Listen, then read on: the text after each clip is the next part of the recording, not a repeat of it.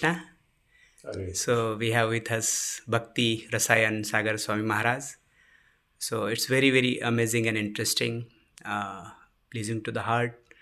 You know, Maharaj is a classic example of connecting to the Lordship, Chaitanya Mahaprabhu, irrespective of how he said that the bhakti is beyond all boundaries, irrespective of caste, creed, religion.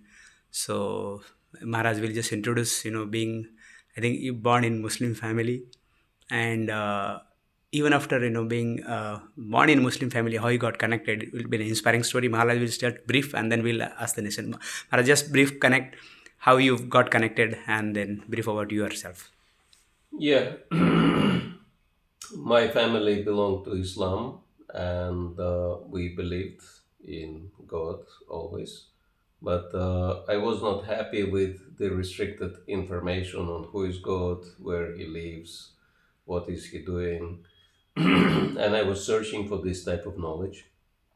And finally, when I came across Bhagavad Gita and Vedic literatures, I discovered all the details I needed to know, so that inspired me to take up to Krishna consciousness. Great. So, like, where you got connected? Which country? Like Russia. Russia. So your parents were there in Russia, and you got Yeah, connected there. yeah. I Great. was born in Azerbaijan, Ajar. Baku. Okay. It's in That's next to Iran, Iran. between Iran and Turkey. This Wow, country is that's situated. great. So, how the first you got connected with books, Prabhupada books? Well, actually not. First, I was connected to the Holy Name, Wow. and but not coming from devotees also, because I came across one blasphemous article on Krishna consciousness, and devotees were heavily criticized there for being completely crazy. And of course, in Russia, people not so familiar with Indian culture, so they were saying these people, men are wearing bed sheets and women are wearing curtains, and they smear dirt on their foreheads, and men are shaving head not completely, some part of the head remains unshaven, and in such crazy fashion they go out, try to sell everyone some books no one can understand, and if they are not successful, then they become frustrated and they shout very loudly, Hare Krishna, Hare Rama. And Uh, another proof that these people are crazy is that they follow, four Agutta principles, abstain from meat and illicit sex and intoxications and all of this. But I was immediately doubtful that I was thinking, if these people are so crazy, how can they follow such strict discipline? Yeah, and that must have great kind of tapasya. Yeah. And also, I was wondering, if they chant meaningless words, Hare Krishna, Hare Rama, why do they chant the same words? Ah, So these words must have some meaning, and I should find out what are these words and who these people are. wow. And that took me to, my friends asking, do you know anything about Hare Krishna, Hare Rama? Wow. So they knew some devotees. From there, I got books, and then my journey started from there. Wow. Hare Krishna. Wow, what a great journey. Maharaj, next question, we see now in most of the part of the world, there is a fight between countries to countries, religion to religion, caste, creed. We see, Russia, Ukraine, Israel, Iran. Recent cases in Bangladesh, we saw what is happening with the devotees. They are being, harassed, and all kind of atrocities being done with the devotees. So, can you guide us on this? How we should think, what should be our view, and then how we should take and we should lead our devotional life in such situations. Well, the conflicts are natural because we are living in the age of conflicts, Kali Yuga. It says it's the age of quarrel and hypocrisy. The way I understand it, that quarrel, if you're not in quarrel with someone, then your good relationships could be hypocritical. You might hate someone inside, but try to make it look good. Good. So yeah, there is always some quarrel somewhere, and the only way out of it is to understand that we're not the body, because this is the first message of Bhagavad Gita, something Srila Prabhupada really stressed. And once we understand that we do not belong to the body, we do not belong to the country, we do not belong to anything material, then on this platform we can very nicely relate to everyone else. But as long as we're attached to these temporary designations, then there will be conflict. Because something I believe in, other people don't believe, but you know, something I want to control, other people also want to control, so there will always be cause of conflict.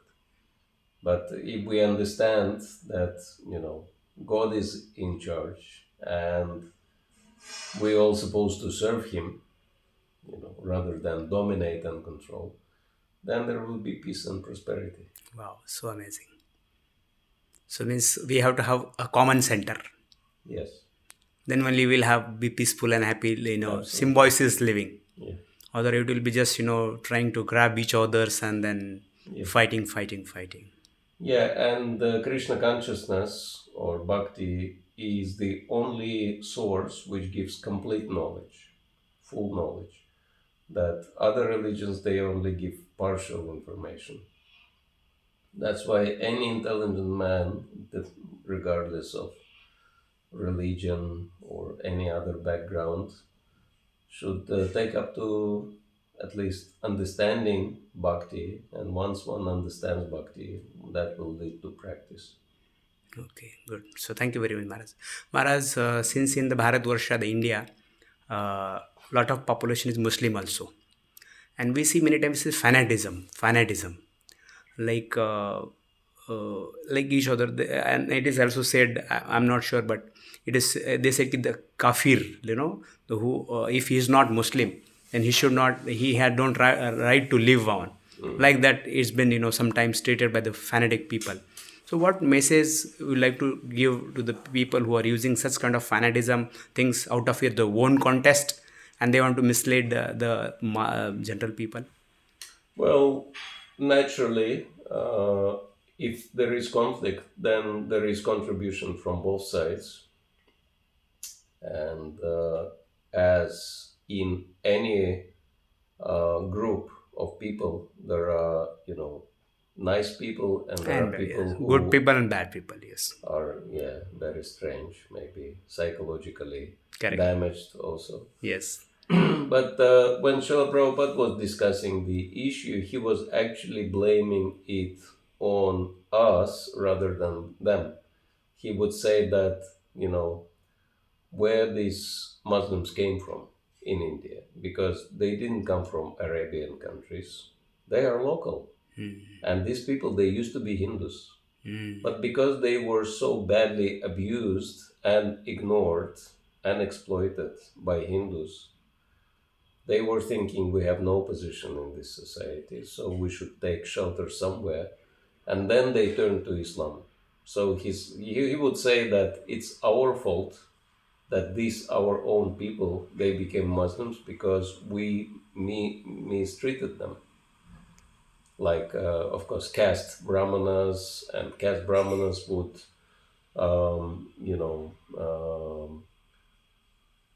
push kshatriyas to, treat the low class people roughly, not giving them any shelter, Shelter, respect. any respect like that. So, Correct. So that's why they, their thought came and then they wanted some shelter, and they yes, took some kind of shelter. yes. Thank you very much.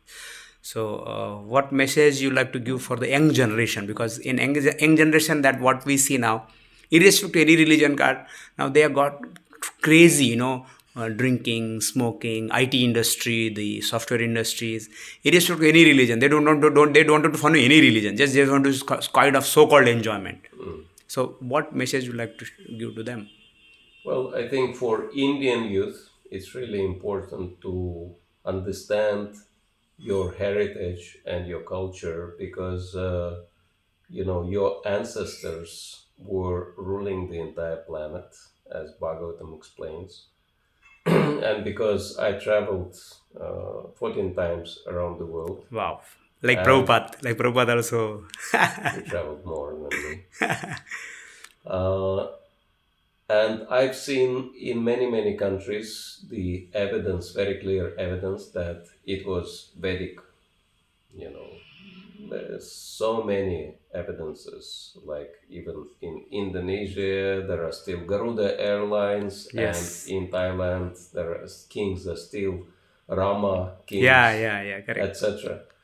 And I've seen the evidence in Europe as well as America, as well as Australia, everywhere, Africa.